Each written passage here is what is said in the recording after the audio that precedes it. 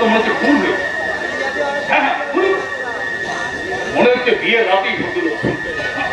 আরে কে এমন নিষ্ঠুর যে বিয়ের রাতে একটা মেয়ের শীতের সিঁদুর মুছে দিল?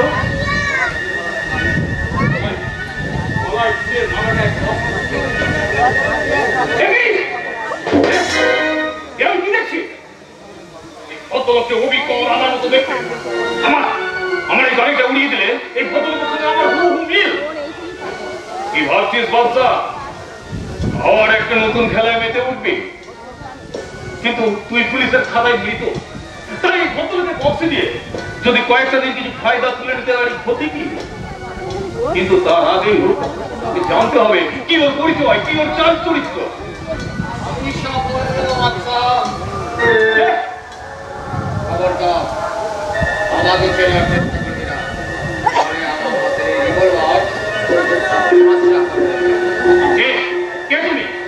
আমি তোমার ছায়া, সবসময় তোমাকে অনুসরণ করে থাকি। আইনের খাতায় তুমি মৃত বলে এই আইনি যুদ্ধে লড়াই করাটাই হয়ে গেছে বাচ্চা। তুমি সঠিক সিদ্ধান্ত নিয়েছো বাচ্চা। যে ভদ্রলোক খুন হয়েছে তার সঙ্গে পুরোপুরি তোমার মিল আছে, তাই আমিও চাই তুমি ওই ভদ্রলোকের রূপ ছেড়ে ওই পুণ্যগত ভাইয়ের বাড়িতে। কিন্তু ওনার সম্বন্ধে কোনো কিছু না জেনে আমি বলে দেবো। আমি তোমাকে সব ওনার সম্বন্ধে বলে দেব। আমার কথা মতো কিন্তু তুমি চলবে। কিন্তু আপনি কে, আমি কি জানতে পারি এবং কি উদ্দেশ্যে আমাকে ওখানে পাঠাচ্ছেন? সব পরে জানতে পারবে, তবে সাবধান। আমার ডিরেকশনের বাইরে একটা পা ফেললে আমার গুলি কিন্তু তোমার বুকটা ছাঁচড়া করে দেবে বাচ্চা। এবার বলো তুমি রাজি? আমি রাজি। সাবাস বাচ্চা, সাবাস।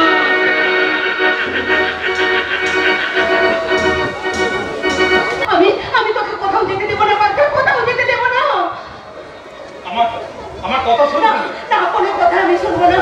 সেই লোকটাই তোকে খুন করেছে, আর সে হয়তো তোকেও খুন করার না। আমাকে খুন করার কি তার উদ্দেশ্য? তাহলে সেদিন সেই রাত্রেই সে আমাকে সেখানে খুন করতো। আমার মনে হয় লোকটা আমাকে সেখানে ঠিক করে দিয়ে ফায়দা উঠতেছে। আরে আমি বাচ্চা আছি, বাচ্চা। সালা যদি ঠিক মতো হিস্সা না দেয় তার অবস্থা আমি কিস্তা করে দেবো। তুই সেখানে যাস না, আমার কথা তোর কিছু হয়ে গেলে আমার কি হবে রে বাচ্চা? আমি কি নিয়ে থাকবো? না বাচ্চা, না, আমাকে ছেড়ে তুই কোথাও যাস না বাচ্চা, তুই কোথাও যাস না। ঝুমরি, আরে এই ঝুমরি, তোর বাচ্চা শের আছে না? শের বলেই বাচ্চা তো নেই, বস্তির কোনো অহংকার। সেই বাচ্চা যদি শিয়ালের ভয়ে বই করতে ঢুকে যায় তাহলে এই বস্তিতে তোর ইজ্জত যাবে না। আমি একটা শুভ কাজে যাচ্ছি রে তুমি, আমাকে খুশি করে যেতে দে। আরে আমি তো মরতে যাচ্ছি না, আমি তো তোর আর আমার ভবিষ্যৎ করার জন্য রোজগার করতে যাচ্ছি। ওখান থেকে ফিরে এসে না আমরা বহু দূরে গিয়ে একটা সংসার বাঁধব। আর বাবা দিস না ঝুমরি, আমাকে যেতে দে ঝুমরি, হাসি মুখে বিদায় দে। বিদায় ঝুমরি।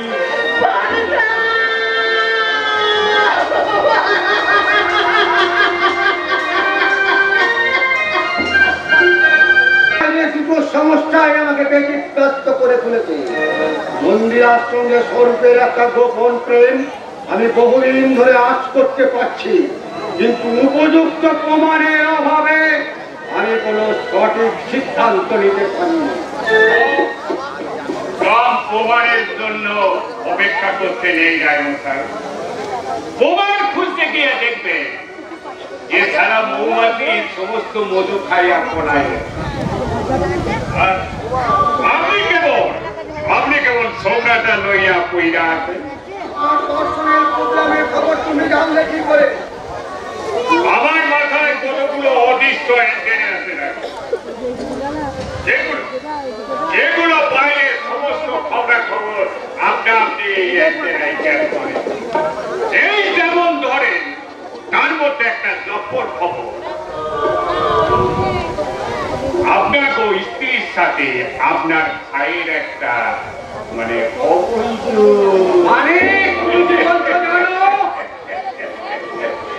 রানী,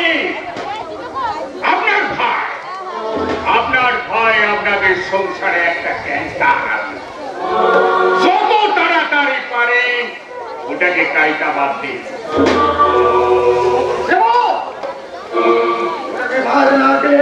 আমার সংসারটাই পছন্দ ধরবে, কষ্ট করে দেবে আমার এই দাম্পত্য জীবন, কত শীঘ্র সম্ভব ওটাকে আমি বাদ দেবো। তাহলে আমাদের গ্রামের দিনটা দিন। গ্রামের কাজ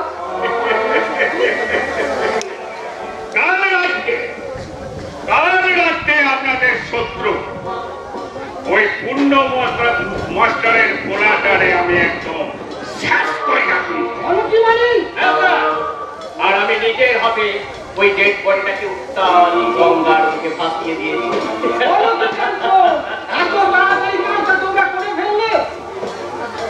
এই মালিশটা যে কাম একবার হাতে দেয় সেটা ছাড়তে আমার দেরি হয় না। এরপর আমার কামের দামটা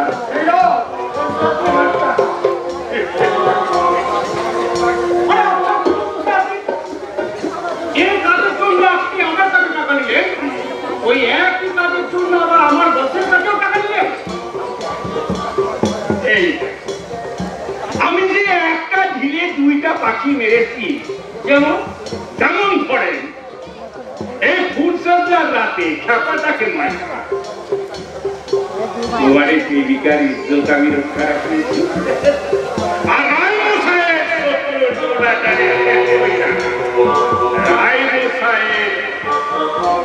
একদম মনোবল আমি ওপরে উঠিয়ে দিচ্ছি। কাজ করেছো মানে এবার ওই দেবীকে ওখান থেকে ফিরিয়ে এনে ধীরে ধীরে রায় মশাই ধীরে, এখনো কাম না। আর একটা কথা, আমার অ্যান্টেনা যদি সঠিক বার্তা দেয় খুব শীঘ্রই ওই পূর্ণমত মাস্টার আপনার কাছে আসবে। সে কি আমার কাছে আসবে কেন?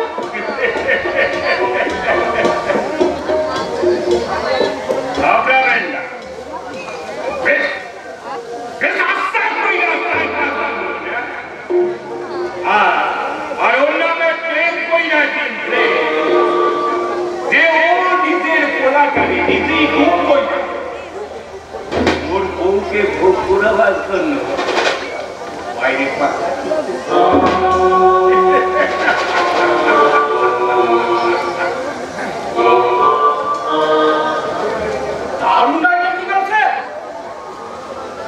আমার মনে হয় কেসটাকে সম্পূর্ণ উল্টো দিকে ঘুরিয়ে দেওয়া যাবে, আর সেই সঙ্গে দেবীকে ওখান থেকে উদ্ধার করা যাবে।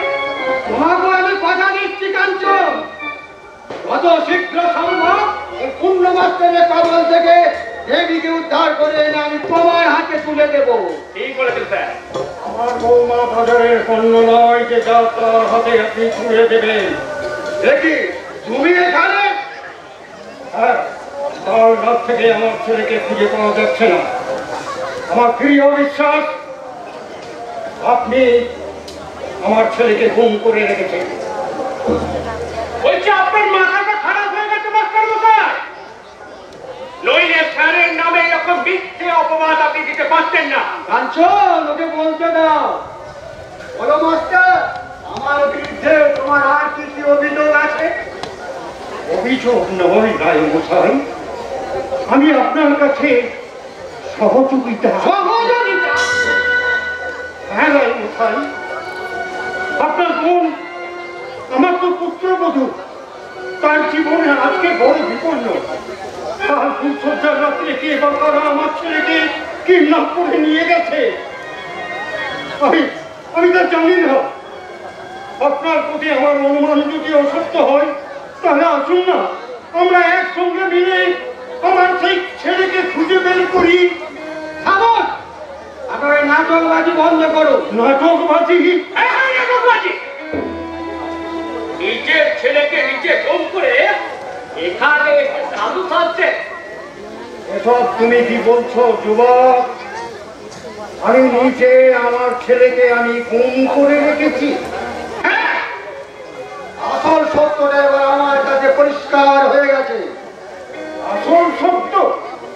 বেশ প্ল্যান করি তুমি আমার ওই সুন্দরী উচ্চ শিক্ষিতা বোনটাকে ভুল বুঝে তোমার এই হাবা গোবা ছেলেটার সঙ্গে বিয়ে দিয়েছিলে শুধুমাত্র নিজের ওই পারমাণবিক ঐক্যটাকে চরিতার্থ করা। এত নিচ নোংরা মনোভাব যে একটা মানুষের হয় সেটা আমার জানা ছিল না।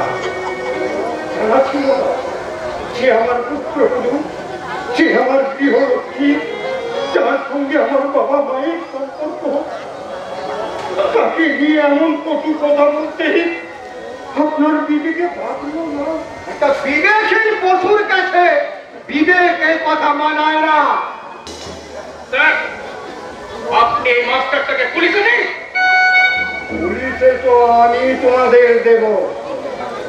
এখন আমি বেশ বুঝতে পারছি আমার সংসারটাকে তছনছ করার জন্য আমার ছেলেকে তোমরাই কিডন্যাপ করেছ। আমি তোমাদের নামে থানায় রিপোর্ট করতে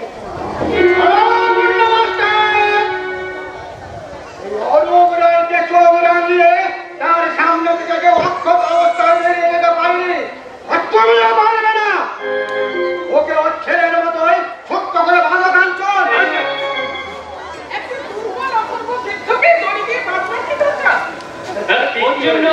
ওর জন্য আমাদের শক্ত হাত দুটো যথেষ্ট দাদা। এগুলো তোরা কিনে এনেছিস? আমাদের থালিতে সাজানো হচ্ছে তোমার শঙ্কর মাছের চাটু, আর আমার থালিতে আছে তোমার পুরনো একজোড়া ছেঁড়া জুতো। এই এই জুতোর মালা পরিয়ে তোমার পরম শত্রুকে ওই শঙ্কর মাছের চাবুক মারতে মারতে এই ঘর থেকে বের করে দেবো।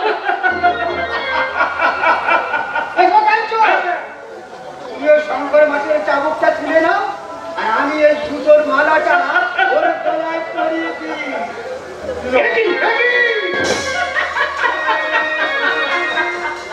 আত্মীয় মর্যাদা তুমি না জানলেও দাদা আমি তা জানি। তাই তাই তুমি যাকে জুতোর মালা পরিয়ে অসম্মান করতে চেয়েছিলে সেই পিতৃতুল্য মানুষটাকে আমি ফুলের মালা পরিয়ে সসম্মানে বরণ করি।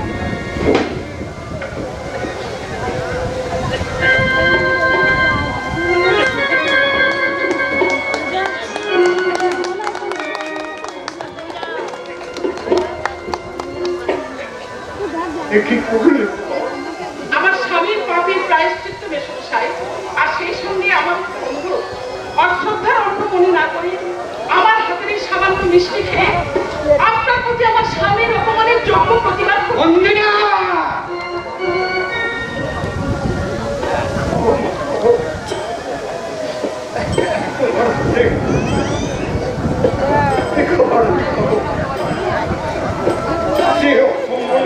থেকে তোমরা আমাকে বাঁচাবে,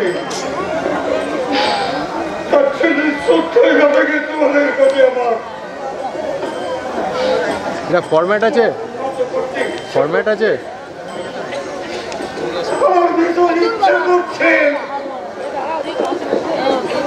ফরম্যাট আছে তাহলে ডাইরেক্ট করে দেবো তো। কখন দেখাচ্ছে আর কোর্স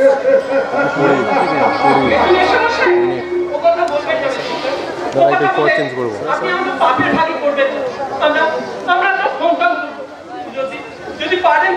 খোলা আছে, খোলা আছে। না না আমি মেনু দেখছি, মেনু ওই ধারে ইনভ্যালিড হবে। অন্ধকারের মাঝে যে আলো থাকে এর থেকে বড় উদাহরণ কোথায় হয় না।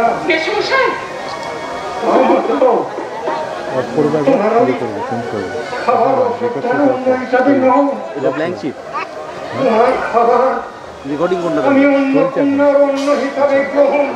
এইটা এখনো ব্ল্যাঙ্ক আছে, এটা ফরম্যাট বলছি। সারা জীবন আরে দেরি হয়ে যাবে ফোন কালীর ডাক তার পঞ্জাবি চেঞ্জ করবো কোনো পাপ তাকে কোনোদিন স্পর্শ করতে পারেনি। তাই বলছে এখনো সাবধান, নইলে মাত্রা হেড কই যা বংশ তোমার অনিবার্য।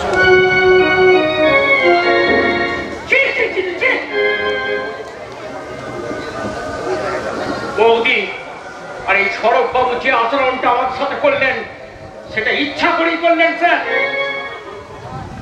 এর একটা বিহিত কিন্তু আপনি অবশ্যই করবেন,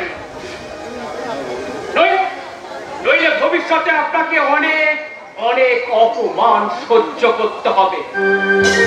এটা কিন্তু আমি ভুলে গেলাম কথাটা।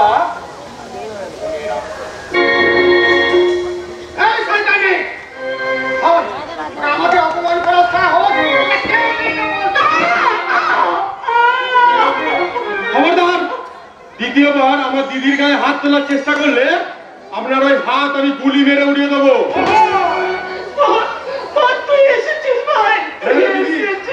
আমি বলেছিলাম না, যেদিন তোর এই স্বামীর মুখোমুখি দাঁড়ানোর যোগ্যতা আমি অর্জন করব, সেদিনই আমি তোর এই বাড়িতে আসবো। মোহন, খুব অবাক হলেন তাই না মিস্টার রায়? যাকে একদিন আপনি চোর বলে অপরাধী সাজিয়েছিলেন, তারই সামনে আজ অপরাধীর মতো দাঁড়িয়ে থাকতে খুব লজ্জা পাচ্ছেন তাই না? সেটা আপনি থানায় গেলেই বুঝতে পারবেন। আপাতত আপনাকে আমি বধূ নির্যাতনের অপরাধে অ্যারেস্ট করলাম। মোহন? মোহন নয়, I am inspector Mohan and you are under arrest. দাঁড়ান ইন্সপেক্টর, কারোর বিরুদ্ধে কোনো কমপ্লেন ছাড়া আপনি কাউকে অ্যারেস্ট করতে পারেন না। আমার স্বামীর বিরুদ্ধে তো আমার কোনো অভিযোগ নেই। না রে দিদি না, অভিমানের বসে তোর এই অত্যাচারী স্বামীকে বাঁচাতে গিয়ে তুই নিজেকে তিলে তিলে শেষ করে দিস না দিদি। প্লিজ মোহন, প্লিজ, আমার এই শান্তির সংসারে তুই আর অশান্তির বীজ ছড়াস না।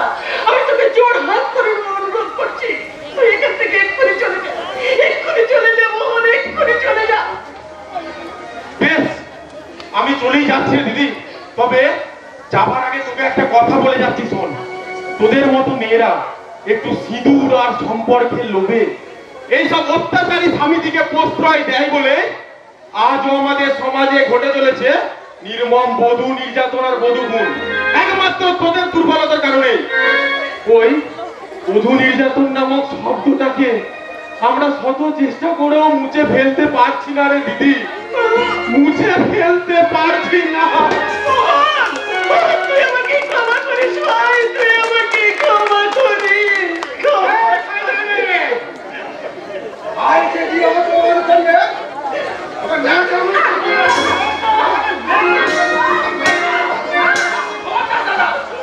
বৌদি গায়ে একটা হাত দিলে তোমার এই হাত কিন্তু আমি মোটরে ভেঙে দেবো। চমৎকার! আসল ব্যাপারটা এবার আমার কাছে পরিষ্কার হয়ে গেছে। আসল ব্যাপার? হ্যাঁ, আমার বউকে আমি শাসন করলে ওর বুকে আঘাতটা লাগে কেন বলতো? আমার বউ আমাকে অগ্রাহ্য করে তোর কথাটাকে বেদ বাক্য হিসেবে মেনে নেয় কেন? এটা না বোঝার মতো শিশু আমি নয়। কি বলতে চাও? কি বলতে চাও তুমি? স্বামীর যে দাবি জিনিসটা আজকাল ওর কাছ থেকেই পাচ্ছ। স্বামীকে একটা সাইনবোর্ড দান করিয়ে তার আড়ালে নোংরামি করে গোপন খিদে কবিতা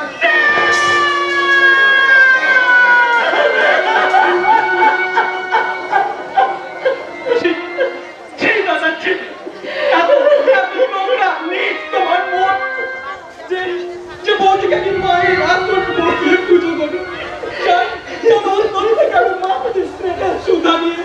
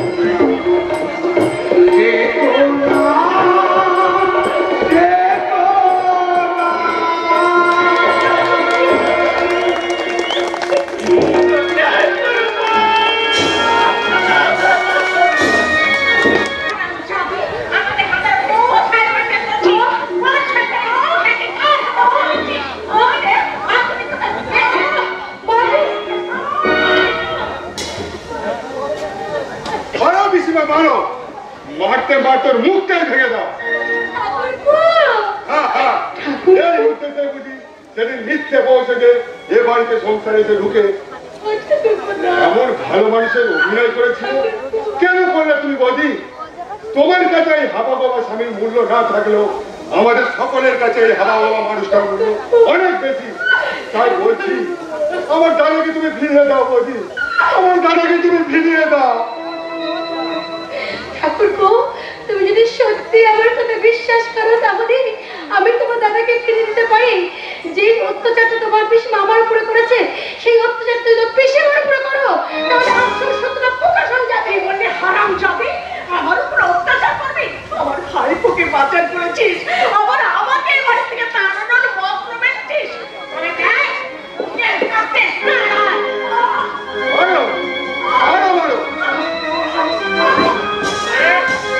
আরে করো কি চলো না, এখনো নতুন বইয়ে নতুন বন্ধটায় যায় নাই। আর এর মধ্যেই তুমি গায়ে হাত নিতেছ। তুমি যে বধূ নির্যাতনের দায়ে করবে। দাদাকে না পেয়ে আজ আমাদের মনে ঠিক নেই কিছু বোঝায়। আপনি যেমন করে পারেন আমার দাদাকে খুঁজে বের করুন। বৌমা, লক্ষ্মী মা, বলছি সত্যি কইরা তুই সেদিন সাধারামকে কোথায় পাচার করেছ? মাগো কোনো ভয় নেই। তুমি আমারে কি কইয়া না? আমি আপনি কেমন করে বিশ্বাস করেন যে আমি সম্পূর্ণ নির্দোষ? সেদিন জানাই পিসিমা কি বললে হারাম পিসিমা, আমি কিন্তু চোখের জল ফেলার জন্য এই বাড়িতে আসিনি। প্রয়োজন হলে আমি কিন্তু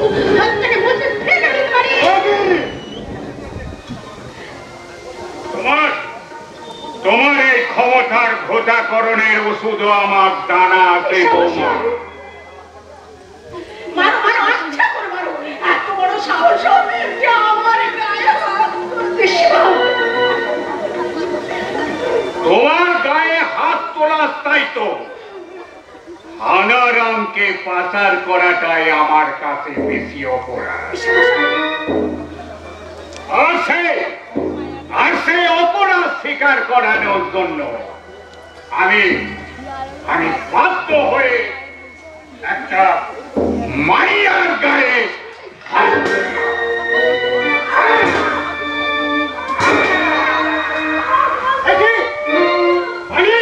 তোমার এত বড় সাহস, তুমি আমার বৌমার গায়ে হাত তোলো?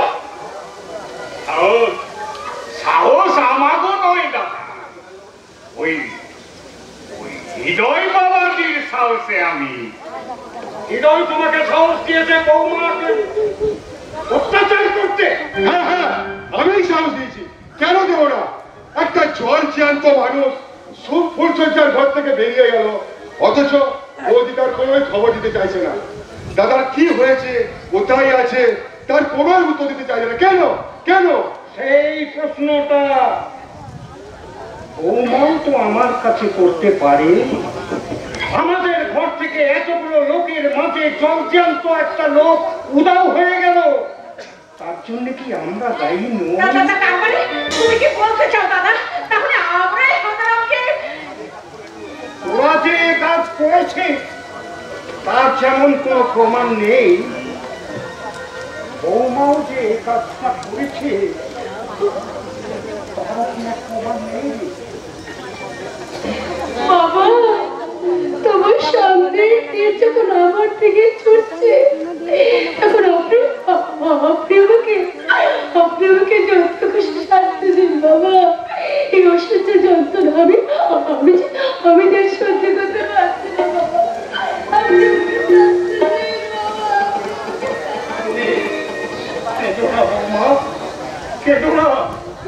সবাই তোমাকে দোষী সাব্যস্ত করলেও আমি জানি তুমি নির্দোষ। একটা নারীর জীবনে একটা সিঁদুরের মূল্য অনেকখানি।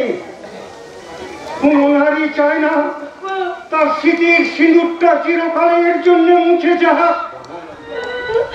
আমার শীতের সিঁদুরটা অক্ষত আছে তো বাবা?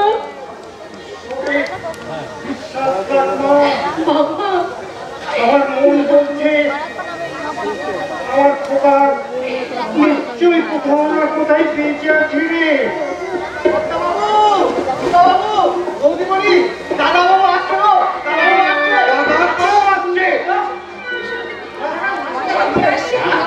আগারাম আসছে। দাদা বাবু আসছে। আবার আমি এদিকে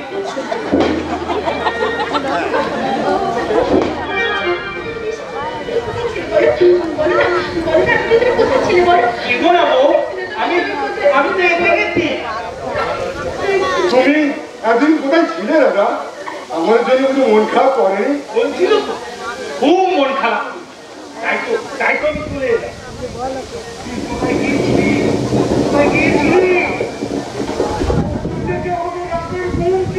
বলো দাদা। আমি ওকে বলো না, বলো বলো না, সেদিন রাতে পিসিমা তোমাকে একটা জায়গা বাজারে ডেকে নিয়ে যায়নি? বলো না, তুমি চুপ করে আছো কেন? বলো, তোমাকে ডেকে নিয়ে যায়নি? বলো না, তুমি বলো না।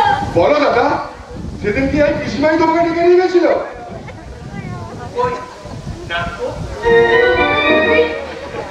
তোমাদের সন্দেহ মিটলো তো?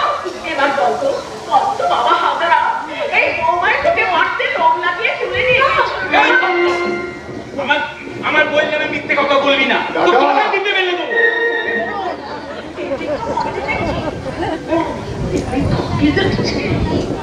তুমি তো শুধু দেখতেছো, আমি ভাবছি এটা সম্ভব হলো কেমনে। এবার বলতে খোকা, আমরা সবাই জানার জন্য ব্যাকুল হয়ে আছি রে। বলো দাদা, তুমি কোথায় ছিলে? পোশাক এসব কিসের দাম? রক্তে সে অনেক ঘটনা। সেদিন ফুলতুদ্দার রাতে আমি আমার বইয়ের কোলে মাথা লেগে ঘুমোচ্ছি। তুমি আমার কোলে মাথা রেখে ঘুমোচ্ছিলে? তুমি ঘুমিয়ে পড়েছিলে। হঠাৎ একটা বিকট আওয়াজে আমার ঘুম উঠে গেল।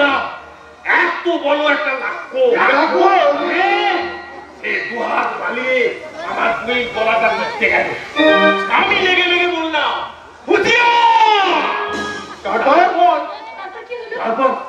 তারপর বউকে বাঁচাতে আমি ওই লাক্কুটার উপর ঝাঁপিয়ে পড়লাম। তারপর সে কি লড়াই, একবার লাক্কুটা আমাকে ধরলে তো আমি একবার লাক্কুটা, তখন লাক্কুটা প্যালাম হয়ে ছুটতে লাগলো। আমি ছুটছি। তারপর লাক্কুটাকে নেমে তার ফলে আমি এখানে দেখ না, এই এত রক্ত সব ওই লাক্কুটা। হ্যাঁ, সব ওই লাক্কুটা।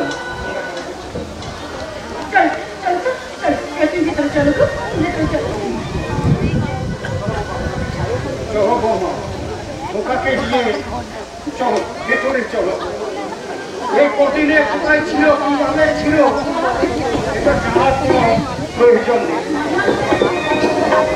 এখনো শরীর বিধ্বস্ত হয়ে আছে, তাই হয়তো কিছু অস্বাভাবিক কথাবার্তা বলছে।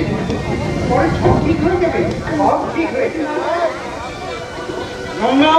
বলুন বাচ্চা বাবু, তুই সবার খাবার ব্যবস্থা কর। আজকে আমরা সবাই একসঙ্গে এক টেবিলে বসে খাবো। আপনার ছেলে ফিরে এসেছে বাবা, তাই তো আমাদের মনে প্রত্যেকটা আনন্দ। সবাই মিলে আমরা একসাথে বলবো, বাসবো ভালো, রাখবো ধরে, এই জীবন হাসি গানে, তাই বলে আজকে ভালো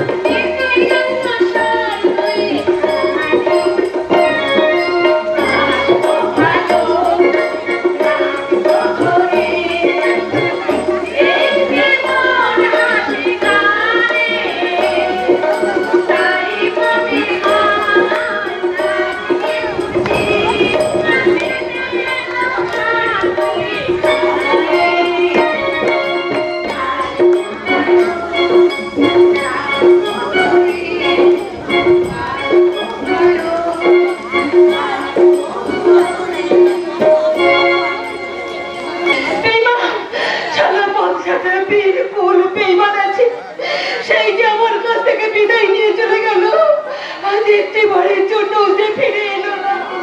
ফিরে আয় বাচ্চা, তুই ফিরে আয়। তোর জীবনে কোনোদিন ফিরে আসবে না রে বুড়িমা। মহাসংগ্রামে লড়াই কি বললি পাগলা বাবা? আমার বাচ্চা লড়তে গেছে, কিন্তু কার সঙ্গে, কোথায় লড়তে গেছে? অন্যায়ের সঙ্গে, ব্যভিচারের সঙ্গে। পাগলা বাবা, তোর স্বাদের উৎপাদ আজ বড়ই বিপর্যয় মা। আমার স্বাদের ফুটপাত আর দুর্নীতি আবর্জনায় ভর্তি হয়ে গেছে। আমার স্বাদের ফুটপাত অনাচার আর ব্যভিচারের নোংরায় পড়ে গেছে। সেই স্বাদের ফুটপাতকে বাঁচাতে আজ আমার অনেক আমি আমার বাস থেকে আবার ফিরে পেতে চাই। বলো বলো পাগলা বাবা, বলো কোথায় আছে আমার বাচ্চা? আমি আবার আমার বাচ্চাকে আমার কাছে ফিরিয়ে আনবো। বাচ্চা, বাচ্চা।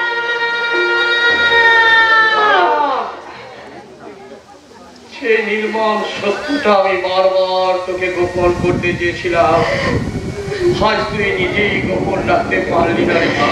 কি গোপন সত্য পাগলা বাবা, কি গোপন সত্য? তোর বৎস তোকে ভুলে গিয়ে অনেক অনেক দূরে গিয়ে সংসার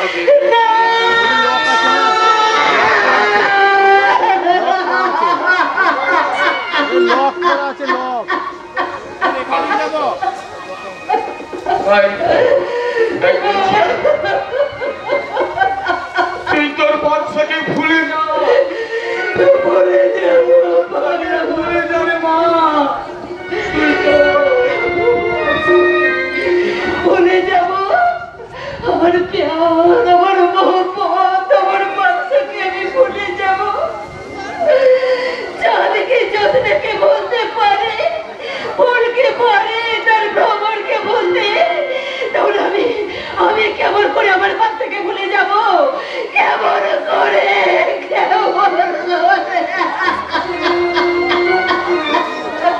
ভুলে গেছি, ভুলে গেছি। এই মদের বোতলে চুমুক দিতে দিতে আমি আমার সুন্দর অতীতটাকে বেমালুম ভুলে গেছি। ভালো মন্দ ভূত ভবিষ্যৎ সব ছুঁড়ে ফেলে ওই জাহান্নামের পথে পাড়ি দিয়েছি। কে গো তুমি বাবু? জাহান্নামে কে তুমি? তুমি তুমি সেই মেয়েটা না যে একদিন একটা মিথ্যে নাটক করে আমার ব্রিফকেস থেকে সমস্ত টাকা ছিনিয়ে নিয়েছিল? বাবু, একবার সেই নাটকটা করতে পারবে? আর সে নাটকের ছলে আমার টাকা পয়সা অর্থ সম্ভব নয়। যদি যদি আমার ক্ষুদ্র প্রাণটাকে ছিনিয়ে নিতে পারো, তাহলে আমি বড় শান্তি পাবো বন্ধু, বড় শান্তি পাবো। পারবে পারবে বন্ধু? এই সেই পরম শান্তিটুকু তুমি আমায় দিতে পারবে? বন্ধু কখনো বন্ধুর প্রাণ নিতে পারি বন্ধু? বন্ধু, জীবনের কাছে হেরে গিয়ে মরণের কাছে ছুটে চলেছো তুমি কোন দুঃখে? আমি তোমার ভালোবাসা বুঝি তোমার সঙ্গে বিশ্বাসঘাতকতা করেছি? কি বললে? তোমার প্রেমিকা বুঝি তোমায় ছেড়ে চলে গেছে? তোমার তোমার তোমার ঠিক তোমার মতো আমার ভালোবাসা আজ আমার ফাঁকি দিয়ে চলে গেছে বন্ধু। তাই তো তোমার ব্যথা আমি মর্মে মর্মে উপলব্ধি করতে পারছি।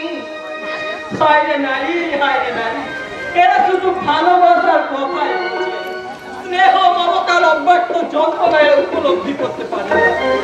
কি বললে বন্ধু? ভালোবাসা নয় নারী, ভালোবাসা নয়।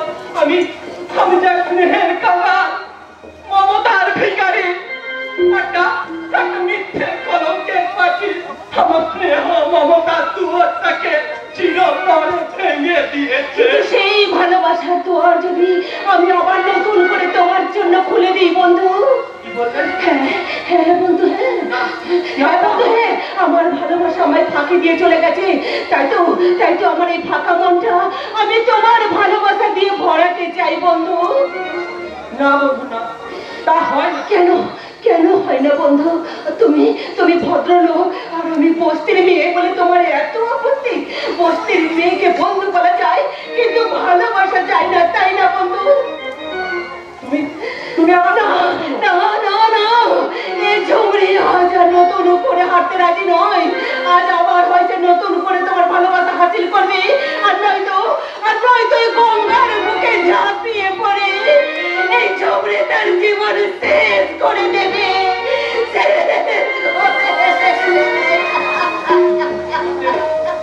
মরতেই যখন চাও তবে গঙ্গার বুকে নয়, এই অভাগা দুর্ভাগ্যের সাগরে বসে আমরা তিল তিল করে মরণের দিকে এগিয়ে এসে ঝুঁকি।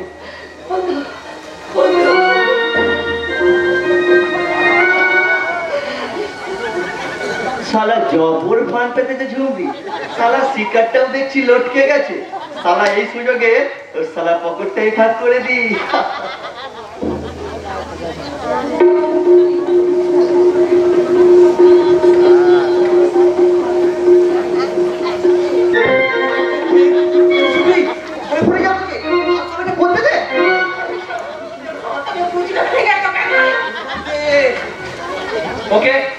ওকে ছেড়ে দাও শুনি, ওই তো না জেনে শুনে ভুল করে। আরে তুমি সেই মানলা? মান না, ও এখন এই ঝুমরির মনের নয়া মেহমান। আমার মনের জায়গাটা না আমি আজ থেকে ওকেই দিয়ে দিয়েছি। তুই কি বলছিস রে ঝুঁকি? শালা বাচ্চার পর দোস্তুর মতো আমি তোর পেছনে লাইন দিলাম, আর এই বাবুটা কিনা শালা বে লাইনে এসে টিচাই করে বসলো মাইরি। শালা একেই বলে কপাল। গোপাল আমার, রাগ করিস না। আমার মনে তোর জন্য আমি একটা জায়গা ফাঁকা রেখেছি, এবং সেই জায়গা আমি আর কাউকে দেবো না। তুই মাইরি বলছিস? হ্যাঁ, প্রতি বছর একবার আমি তোকে দেবো। বছরে মাত্র একবার? ঠিক আছে, আমি তাই রাজি। নাই মামার চেয়ে তো কানা মামাই ভালো। তা তুই কি দিবি রে ঝুমরি? আর কি দেবো? তাহলে শোন, ভাতৃ দ্বিতীয়ার ভাই ফোঁটা।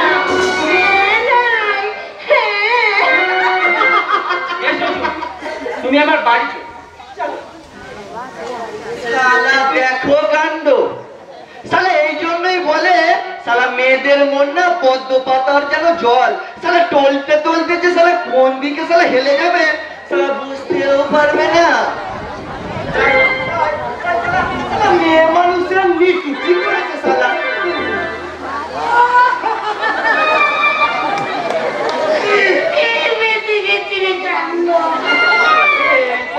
বাবা আমি মানুষ নয়, আর ভূত নয়। এবার বুঝে সত্যি সত্যি আমি মনে ভূত হয়ে যাবো। দাদু যে তোমার এইরকম অবস্থা কেন? তবে কি তুমি আবার ছাড়ের গুতুলি খেলে নাকি? না রে ভাই, তাহলে তোমার এই অবস্থা কেন? কি আর বলবো রে ভাই, সেদিন তো চুরি ওর ঘরে ওকে খাতির করে ডাকলো। তারপর আমিও সালা ও রাত্রে ওর ঘরে গিয়ে দেখি হালকা লাইট জ্বলছে। বিছানায় যেন কে জাদু মুড়ি দিয়েছি। আমি সালা চুরি শুনেছে মনে করে সেই না চড়িয়ে ধরেছি। কি হলো সেটা তো বলবে। কি রীতি গিচ্ছিরি গান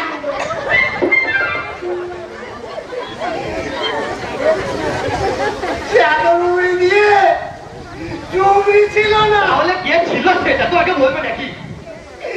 ছিল তার বিলাতি কোথার টমি। সে ঘেউ ঘেউ করে চাপিয়ে পড়ে আমার রাত্রে কামড়ে দফার রাস্তা করে মরে গেলাম। শালা পুরো শালা ঝুমরির সঙ্গে প্রেম করা তোমার রাস্তা মিশেছে তো না মিললে চলো মিটিয়েটা আসি। মিটে গেছে ভাই, আমার ঝুমরি গেছে সব মিটে গেছে। তাই তো সবাইকে বলছি। কি বলছো সেটা তুমি আগে বলে দাও। মেয়ে এদিকে কেউ কখনো বিশ্বাস করে না। ওরা মায়ের জাতি হলে কি হবে? ওদের মায়া ছলনায় কোনো জুড়ি নেই। কি বিচিত্র কাণ্ড! চলো দাদু, তাই তো বলি আমার মতে মাঝে গাড়ি কি বিচিত্র